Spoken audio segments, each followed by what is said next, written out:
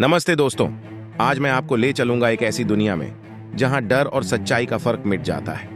आज की कहानी है आरजे साहिल की, जो एक सुनसान रेडियो स्टेशन में अपनी नाइट शिफ्ट कर रहा था।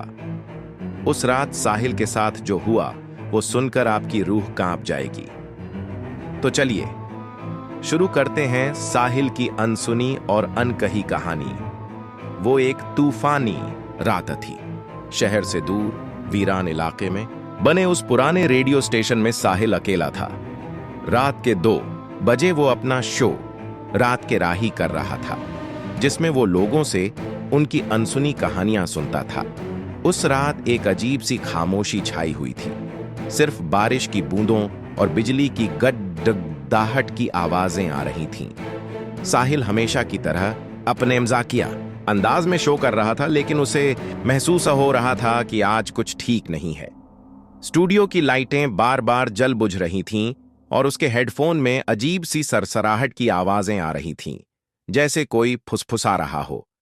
शो के बीच में ऑन एयर लाइन पर एक कॉल आई। लाइन के दूसरी तरफ से एक लेडी डीडीएचकी की कांपती हुई आवाज सुनाई दी, जो मदद के लिए पुकार रही थी। वो कह रही थी, प्लीज मुझे बचा लो, वो मुझे यहां से जाने नहीं दे रहा। साहिल ने उसे शांत करने की कोशिश की और पूछा कि वो कहां है। लड्डेचकी ने जवाब दिया, मैं तुम्हारे ठीक पीछे हूं। यह सुनते ही साहिल के रोंगटे खड्डे हो गए। उसने घबराकर पीछे मुद्दा कर देखा, लेकिन वहां कोई नहीं था।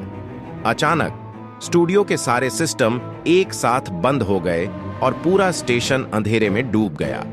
अब साहिल वहां एक पल भी रुकना नहीं चाहता था। उसने अपनी टॉर्च जलाई और कॉरिडोर की ओर भागा। तभी उसे स्टूडियो के शीशे पर किसी के हाथ का निशान दिखा, जैसे किसी ने बाहर निकलने की कोशिश की हो। डर के मारे वो तेजी से भागने लगा, लेकिन उसे ऐसा लग रहा था जैसे कोई अदृश्य शक्ति उसे रोकने की कोशिश कर रही है। उसे अपने पीछे किसी के कदमों की आहट और वही लड़ड़की की सिसकियों की आवाज सुनाई दे रही थी।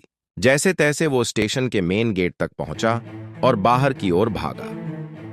उस रात के बाद साहिल ने कभी उस रेडियो स्टेशन में दोबारा कदम नहीं रखा। ये कहानी सिर्फ साहिल की नहीं है, बल्कि उस अनजानी लेडी डीडीएचकी की भी है, जिसकी आत्मा आज भी उस सुनसान रेडियो स्टेशन में अपनी आजादी का इंतजार कर रही है। क्या वो आत्मा सिर्फ साहिल को महसूस हुई थी या वहां पहले से ही मौजूद थी? ये एक ऐसा सवाल है जिसका जवाब शायद हमेशा के लिए उस अंधेरे स्टेशन में ही दफन रहेगा।